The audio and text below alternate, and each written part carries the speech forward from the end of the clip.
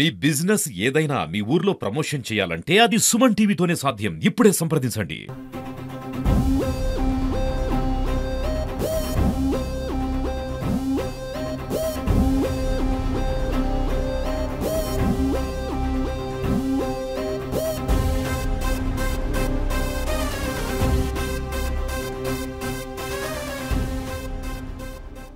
నమస్తే, welcome to Suman TV. ఉమ్మడి నిజామాబాద్ జిల్లాలోని ఏదైతే వర్ణి చౌరస్తాలో గల బ్యాంక్ కాలనీలో ఉన్నామో ఏదైతే దొంగలు ఒక బీభత్సాన్ని సృష్టించారు అనేది మనకు క్లియర్గా తెలుస్తుంది. మనం ఉన్న కాలనీ వచ్చేసి బ్యాంక్ కాలనీ. సో శ్రీనివాస్కి సంబంధించిన ఇంట్లో దాదాపు 6 తులాల బంగారం, అదేవిధంగా 1 లక్ష రూపాయల వరకు నగదును కూడా అపహరించారు అనేది మనకు క్లియర్గా తెలుస్తుంది. సో ఈ లొకేషన్ గురించి మనం మాట్లాడుకుంటే ప్రతి ఇంటికి కూడా సీసీ కెమెరాకి సంబంధించిన కేబుల్స్ అనేటి కనెక్షన్స్ ఇచ్చుకున్నారు. కానీ ఏదైతే సీసీ కెమెరా నిఘా అనేది పెట్టుకోకపోవడం వల్లే ఈ దొంగతనాలు ఎక్కువ జరుగుతూ ఉన్నాయి.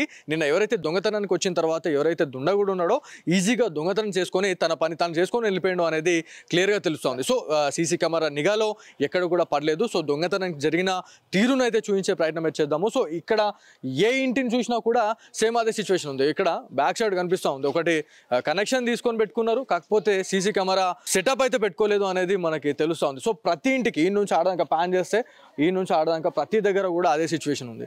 సో సీనన్న వాళ్ళ ఇంటికాడ అంటే ఈ ఏరియాలో ఒక్క దగ్గర మాత్రమే అక్కడ ఒక సీసీ కెమెరా విజువల్ పడింది అని చెప్పేసి మనకి తెలుస్తూ ఉంది. సో అదొక కన్స్ట్రక్టెడ్, అదేవిధంగా ఒక బిజినెస్ రిలేటెడ్కి సంబంధించిన ఏరియా కాబట్టి అక్కడ ఒక ఎడ్జ్లో ఒక సీసీ కెమెరా నిఘా అనేది ఒకటి ఉంది. దాంట్లో మాత్రమే కొంచెం పడ్డది అని మనకి ప్రాథమికంగా తెలుస్తూ ఉంది. సో పోలీస్ అధికారులు మనకు చెప్తున్నది ఏంటంటే ఎక్కడికైనా ఈ దొంగతనాలు ఎట్లా జరుగుతున్నాయంటే ఎవరైతే పక్క ఇంటి నుంచి ఎటన్నా వెళ్ళే వాళ్ళు కావచ్చు, లేకపోతే ఏదైనా దేవస్థానాలు కావచ్చు, లేకపోతే ఏదైనా పని విషయంలో హైదరాబాద్కి వెళ్ళే వాళ్ళు ఒంటరి ఇండ్లు అంటే ఇప్పుడు మనకి తాళం వేసిన ఇండ్లు మాత్రమే టార్గెట్ చేస్తున్నారు అనేది మనకు క్లియర్గా తెలుస్తూ ఉంది. సో ఇదివరకు కూడా చాలా వీడియోలలో మనం చెప్పడం జరిగింది. సో నిజామాబాద్ జిల్లా సిపి అయినటువంటి కల్మేశ్వర్ గారు కూడా ఏదైనా మీరు బయటకు వెళ్ళే టైంలో మీ సంబంధిత ఏదైతే పరిధిలో ఉన్న పిఎస్కి మీరు వెళ్ళి అక్కడ ఇంటిమేషన్ ఇచ్చి మేము ఇట్లా వెళ్తున్నాము, మేము విహారయాత్రలో వెళ్తున్నాం, లేకపోతే ఎమర్జెన్సీ పనిలో మేము ఇట్లా వెళ్తా ఉన్నాము, మీరు పెట్రోలింగ్ విషయంలో మాకు ఒకసారి మీ ఈ ఏరియాకి వస్తే మాత్రం డెఫినెట్లీ ఒకసారి ఒక కన్నేసి ఉంచండి అని చెప్పేసి కూడా వాళ్ళు చెప్పినా కూడా కొన్ని అక్కడక్కడ చిన్న తప్పిదాల వల్లనే ఇట్లాంటి దొంగతనాలు జరుగుతున్నాయి అనేది క్లియర్గా తెలుస్తుంది. లోపలికి వెళ్దాం, శ్రీనాన్నతో ఒకసారి మాట్లాడదాం, అసలు ఎప్పుడు జరిగింది ఏంది అనేది తెలుసుకుందాం. సో ఇంటికి వచ్చినాము, శ్రీనాన్న ఉన్నారు, ఒకసారి వాళ్ళతో మాట్లాడదాం, అసలు ఏం జరిగింది, ఎప్పుడు వేరు, ఎప్పుడు వచ్చి దొంగతనం చేసుకొని వేరు దుండగులు అనే దానిపైన మాట్లాడదాం. సో శ్రీనాన్న మీరు చెప్పండి, ఏ టైంకి మీరు ఇంటి నుంచి బయటకు వెళ్ళారు? సో ఇప్పటి వరకు ఈ ఏరియాలో దొంగతనాలు ఏమైనా ఉండేనా, లేకపోతే ఎట్లా ఉంటుండే అసలు? ఈ ఏరియాలో ఇంతవరకు దొంగతనం కాలేదు. అయితే నేను శుక్రవారం నాడు సాయంత్రం 4 గంటలకు, అంటే 30వ తారీఖు నాడు సాయంత్రం 4 గంటలకు నేను హైదరాబాద్ వెళ్ళాను. ఎందుకంటే మా బాబుకు జ్వరం వచ్చిందన్న ఉద్దేశంతో హైదరాబాద్ వెళ్ళాను. అక్కడ హాస్పిటల్లో అడ్మిషన్, మా బాబు హైదరాబాద్లో జాబ్ చేస్తాడు, అక్కడ జ్వరం వచ్చింది. జ్వరం వచ్చిన తర్వాత దాని ట్రీట్మెంట్ గురించి నేను వెళ్ళిపోయాను హైదరాబాద్కు. అయితే ఇది నాకు తెలిసిన మట్టుకు ఏంటంటే 31st నాడు నైట్ జరిగింది అన్నట్టుగా నా ఆలోచన, డౌట్. సో నిజామాబాద్ జిల్లాలో ఇప్పటికే చాలా రకాలైన దొంగతనాలు కనిపిస్తూ ఉన్నాయి, దొంగతనాలు జరుగుతూనే ఉన్నాయి. సో అంతర్రాష్ట్ర ముఠాలు ఏమైనా ఈ దొంగతనాలు ఏమైనా చేస్తున్నారని మీకు ఏమైనా అనుమానం వస్తుందా? సో ఇక్కడ మేము ఆల్రెడీ ఎస్ఐ గారితో కూడా మాట్లాడినాం. సో ఈ దొంగతనం చూసిన తీరు చూస్తే ఎక్స్పర్ట్ అయితే కాదు, ఏదైతే మనకి తెలిసిన వాళ్ళే దొంగతనం చేసారు అని మనకి ఎస్ఐ గారు చెప్తా ఉన్నారు. వాస్తవమే, తెలిసిన వారే చేసి ఉంటారని నా పూర్తి నమ్మకం. తెలిసిన వాళ్ళే చేసి ఉంటారు ఏదైనా దొంగతనం ఇది. ఓకే. సో ఏమేమి పోయినాయి అంటే ఇప్పుడు దొంగతనం జరిగింది, చాలా వరకు లాస్ అయ్యారు, ఏమేమి పోయినాయి అసలు? గోల్డ్ ఒక 6 తులాలు 6 నుండి 8 తులాల వరకు పోయిందండి. గోల్డ్ 1 లక్ష రూపాయల వరకు క్యాష్ పోయింది. క్యాష్ పోయింది 1 లక్ష రూపాయల వరకు. 600 గ్రామ్ వెండి పోయిందండి. మిగతా ఇంకా అంతే పోయింది. గోల్డ్ అన్నీ ఇల్లు మాత్రం చిందరవందర చేశారు మొత్తం. నాకు తెలిసిన మట్టుకు రాత్రి 11 గంటల నుండి తెల్లారుజామున 5 గంటల వరకు వాళ్ళంతా మొత్తం అన్వేషించారు ఇల్లంతా. ఇది 31వ తారీఖు నాడు రాత్రి జరిగింది ఇది. సో అమ్మ మీరు చెప్పండి, అంటే ఈ దొంగతనం జరిగిన తర్వాత మీరు వచ్చి చూస్తే అసలు మీకు ఏమనిపించింది? అంటే మీకు ఏమైనా అనుమానం ఏమైనా ఉందా? ఈ రోజు ఈ 13 సంవత్సరాలైంది మేము ఇక్కడికి వచ్చి ఒక్కరోజు కూడా గాలిలో దొంగలు పడినరు అన్న వార్త వినలేదు మేము అసలు. ఇది ఫస్ట్ టైం మా ఇంట్లో పడడం. మమ్మల్ని టార్గెట్ చేసిండ్రేమో అని అనిపిస్తుంది అంతే.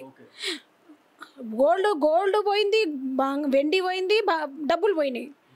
సో సీన్లోకి దిగితే లోపలికి వెళ్ళిన తర్వాత యాక్చువల్లీ మనం చూసినాము వాళ్ళతో మాట్లాడిన తర్వాత ఎవరైతే దొంగల గురించి మనం మాట్లాడుకుంటున్నామో గతంలో కూడా ఈ చెడ్డీ గ్యాంగ్లు కావచ్చు అపార్ట్మెంట్లలో కూడా వెళ్ళి కూడా దొంగతనాలు చేశారు. కానీ ఈ ఏరియాలో అసలు ఇప్పటివరకు దొంగల అలికిడ అనేది లేదన్న. అసలు ఎట్లా జరిగింది యాక్చువల్లీ తెలిసిన వాళ్ళే ఇట్లాంటి దొంగతనాలు చేశారేమో అని చెప్పేసి కూడా తెలుస్తూ ఉంది. సో యాక్చువల్లీ మెయిన్ డోర్ నుంచి రాకుండా ఏదైతే వీళ్ళ ఆఫీస్కి సంబంధించిన ఆఫీస్ కూడా వీళ్ళ ఇంట్లోనే ఉంది. ఇక్కడ మనకు చూస్తే నార్మల్గా బ్రేక్ చేసేసారు అనేది మనకు క్లియర్గా తెలుస్తుంది. బ్రేక్ చేసేసి లోపలికి వచ్చిన తర్వాత మొత్తం ఇల్లంతా గుల్ల చేసేసారు అనేది క్లియర్గా తెలుస్తుంది. సో ఇదంతా సెటప్ ఇది.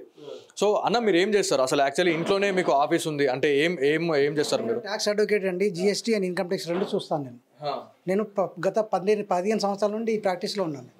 Income tax and GSTs. Okay. So అంటే ఇప్పుడు మన ఇదంతా చూసిన తర్వాత ఎవరైనా తెలిసిన వాళ్ళే చేసిరేమో అని చెప్పేసి కూడా అంటున్నారు చాలామంది. ఇప్పుడు మేము అనుకోవడం కాదు, పక్కన ఎవరైతే ఇంటి పక్కన ఉన్న వాళ్ళు కానీ వాళ్ళతో మాట్లాడుతూ కూడా ఇదంతా ప్రీప్లాన్గా చేసిర్రు, ఇదంతా చూసి చేసిర్రు, రెక్కి చేసిర్రు అని చెప్పేసి చెప్తున్నారు. ఇది పూర్తిగా తెలిసిన వాళ్ళే చేసినట్టుగా నాకు పూర్తి విశ్వాసం. ఓకే, తెలిసిన వాళ్ళే చేశారండి ఇది. సో మనము శ్రీనివాస్ అన్న వాళ్ళ ఇంటి దగ్గరికి వచ్చిన తర్వాత వాళ్ళతో మాట్లాడితే వాళ్ళు ఏమన్నారంటే మనకి ఇన్కమ్ ట్యాక్స్కి సంబంధించిన ట్యాక్స్ అడ్వకేట్గా తను విధులు నిర్వర్తిస్తున్నారు అనేది క్లియర్గా తెలుస్తుంది. ఇంట్లోనే తను ఇక్కడ ఒక కార్యాలయం, ఒక ఆఫీస్గా సెటప్ చేసుకొని ఇక్కడి నుంచి ఆయన మొత్తం పనులు చేసుకుంటాడు అనేది క్లియర్గా తెలుస్తుంది. సో ఇక్కడికి వచ్చిన తర్వాత మొత్తం పూర్తిగా బ్రేక్ చేసేసిండు. ఈ బీరువాలు కావచ్చు, ఈ యాక్చువల్లీ మెయిన్ ఎంట్రన్స్ నుంచి రాకుండా ఇది నార్మల్గా ఉంది కాబట్టి ఈ నుంచి ఈజీ అవుతుంది అని చెప్పేసి అన్న తర్వాతనే ఇది చేసిరు. ఈ దానికి కూడా యాక్చువల్లీ లాక్ ఉండే, ఈ లాక్ని కూడా బద్దలు కొట్టేసి డైరెక్ట్ ఇంట్లోకి చొరబడ్డరు అనేది క్లియర్గా తెలుస్తుంది. ఇక్కడికి వచ్చిన తర్వాత లోపలికి వచ్చిన తర్వాత ఏవైతే అన్నీ అంటే తెలిసిన వ్యక్తిలాగానే అనిపిస్తుంది కాబట్టి ఇవన్నీ కూడా చిందరవందరగా వేసేసిండు అనేది మనకు తెలుస్తుంది. సో సెకండ్ మనము ఇంట్లోకి వచ్చిన తర్వాత మెయిన్గా బెడ్రూమ్ గురించి మనం మాట్లాడుకుంటే, సో ఇది ఒక ఎక్స్పర్ట్ దొంగతనం జరిగినట్టయితే మాకు కనిపించట్లేదండి అని చెప్పేసి కూడా మనకి ఎస్ఐ గారు అయితే చెప్పడం జరిగింది. 5వ టౌన్ పోలీసు అధికారులు ఇక్కడికి వచ్చి పూర్తి ఇన్వెస్టిగేషన్ చేయడం జరిగింది. ఇదంతా చూస్తే ఇది ఒక చిల్లర దొంగ, ఈ వీధి దొంగ మాత్రమే ఇట్లాంటి పనులు చేస్తారు. ఒక ఎక్స్పర్ట్ అయితే మాత్రం ఇట్లాంటి లాక్ అనేది ఇట్లా బ్రేక్ చేయడం అనేది వాళ్ళకి చెప్తా ఉన్నారు. సో 31వ తారీఖు రోజు హైదరాబాద్కి వెళ్ళి వచ్చే వరకు ఇల్లంతా గుల్ల వేసేసారు అనేది చెప్తా ఉన్నారు. సో ఇదంతా చూస్తే ఇదంతా చిందరవందరగా ఏడియాడ అన్నీ పడేసిర్రు బెడ్లో అని చెప్పేసి చెప్తా ఉన్నారు. దాని తర్వాత క్లూస్ టీమ్స్ రంగంలో దిగిన తర్వాత ప్రతిదీ ఆచితూచి వివరించారు. ఇదంతా క్లూస్ టీమ్స్ వాళ్ళు వచ్చి ఫింగర్ ప్రింట్స్ ఏమైనా సేకరించే పనులు వాళ్ళు అన్నీ చేసిర్రు. అన్నీ సహాయ శక్తులు వాళ్ళు ఏమేమి చేయాలనుకున్నారో అవన్నీ చేసిర్రు అని చెప్పేసి తెలుస్తుంది. సో ఇదంతా లాకర్. సో ఒక నార్మల్గా స్క్రూ డ్రైవర్తోనే తీసేసిర్రు అన్నట్టు మనకు క్లియర్గా కనిపిస్తూ ఉంది. సో మొత్తం దాదాపు దీంట్లో ఉన్న 6 తులాల బంగారం, అదేవిధంగా వెండి, ₹1,00,000 నగదును కూడా అపహరించారు అనేది క్లియర్గా తెలుస్తుంది. సో ఏదేమైనప్పటికీ చాలా వరకు చాలా ఇన్సిడెంట్లో కూడా మనం చూస్తే సో నార్మల్గా తాళం వేసిన ఇంట్లోనే టార్గెట్ చేస్తూ ఉన్నారు కొంతమంది దొంగలు అనేది క్లియర్గా తెలుస్తుంది. సో పోలీస్ అధికారులు ఏం చేస్తారు, అసలు ఈ ఛేదించే అవకాశం ఏమైనా ఉందా? వీధి దొంగ అంటున్నారు, ఎక్స్పర్ట్ కాదు అని అంటున్నారు. మరి శ్రీనివాస్ గారికి ఏమైనా న్యాయం జరిగే అవకాశం ఉందా అన్నట్టు మనము ఆలోచించాల్సిన అవసరం ఎంతైనా ఉంది. సో సిపి గారి దృష్టికి కూడా ఇది తీసుకెళ్ళాలి అని చెప్పేసి చాలామంది కాలనీవాసులు చెప్తా ఉన్నారు. అసలు పెట్రోలింగ్ వ్యవస్థ అనేది సరిగ్గా లేకపోవడం వల్లే ఇట్లాంటి దొంగతనాలు జరుగుతున్నాయి అనేది వాళ్ళు ఆరోపిస్తూ ఉన్నారు. సో పెట్రోలింగ్ అనేది సవ్యంగా నిర్వర్తిస్తే డెఫినెట్లీ ఇక్కడ కొంచెం అలర్ట్ అయితే ఉంటుంది అని చెప్పేసి మనకి ఈ కాలనీకి సంబంధించిన వాళ్ళైతే చెప్తా ఉన్నారు. సో ఇది ఇక్కడ ఉన్న తాజా పరిస్థితి. కెమెరా పర్సన్ జగదీష్తో బాలు, సుమన్ టీవీ, నిజామాబాద్ నుంచి.